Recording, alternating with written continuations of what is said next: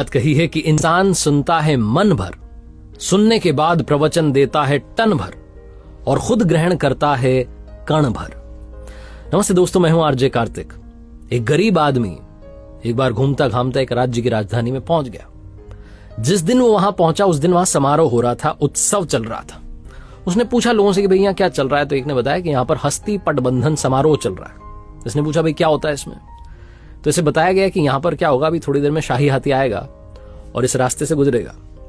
उसकी सूंड में एक माला होगी, उसने वो माला जिस व्यक्ति को पहना दी उसे इस राज्य का राजा अगले 5 साल के लिए बना दिया जाएगा।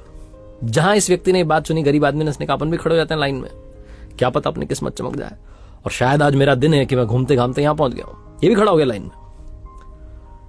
जैसे ही वो हाथी आया, शायद उस दिन प्रभु को यही मंजूर था, यही कृपा थी। वो हाथी आया, उसकी सूंड में माला थी, उसने वो माला इस गरीब आदमी को पहना दी और जैसे इसके गले में माला डली, लोग जयकारे लगाने लगे कि क्या बात है, मैं अपना अगला राजा मिल चुका है। राजपुरोहित ने से बुलाया, इसका तिलक किया और कहा अब आप सुन लीजिए शर्तें। तो इसने सोचा शर्तें भी है, तो इसने कहा बताइए क्या बात है। तो राजपुरोहित ने कहा कि आपको अगले 5 साल के लिए इस राज्य का राजा बनाया जा रहा है, लेकिन 5 साल के बाद आपको ये राज्य छोड़ के जाना पड़ेगा, ये राजधानी छोड़ के जानी पड़ेगी।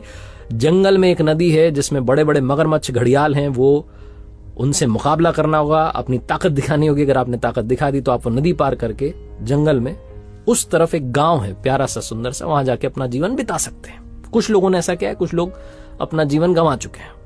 अब आप बताइए कि क्या आप 5 साल के लिए राजा बनने के लिए तैयार हैं?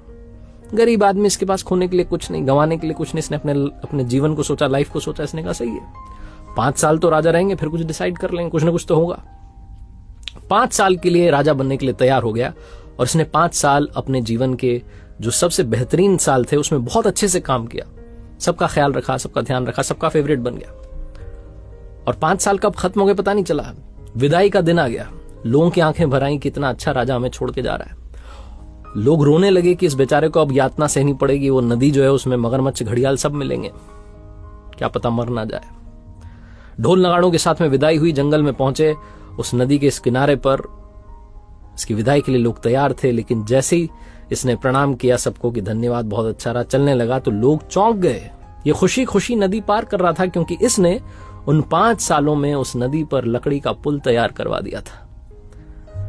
लोग वापस प्रसन्न हो गए कि चलो सुरक्षित रहेंगे राजा साहब, अब वहां रहेंगे लेकिन अच्छे से रहेंगे। कहानी राजा की और नदी की नहीं है, कहानी आपकी हमारी है। हमें भी एक लिमिटेड पीरियड मिला है जिसमें हम इस मनुष्य रूप में आए हैं, लेकिन अब हम पर डिपेंड करता है कि क्या हम जब यहां से जा रहे होंगे तो क्या हम इस भवसागर को पार करने के लिए वो पुल तैयार करते हैं, अच्छे कामों से, दुआओं से, प्रार्थनाओं से, मेडिटेशन से, कि जब हम ये दुनिया छोड़कर जा रहे हों तो हमें यातनाएं ना सहनी पड़े, हमें ऐसी जगह ना जाना पड़े जिसे नरक कहते हैं। हम कुछ अच्छा करें और भवसागर पार करके पहुंच जाएं वहां जो दूसरा लोक है। ये छोटी सी कहानी बस यही सिखाती है कि अच्छे कर्म करते चलिए, दुआएं कमाते चलिए, बाकी सब वो देख लेगा। एक बार फिर से वही बात कहूंगा जो अक्सर कहता हूं, अपनी सच्ची मेहनत, अपनी फैमिली के प्यार और ऊपर वाले के आशीर्वाद के साथ कर दिखाओ कुछ ऐसा कि दुनिया करना चाहे आपके जैसा।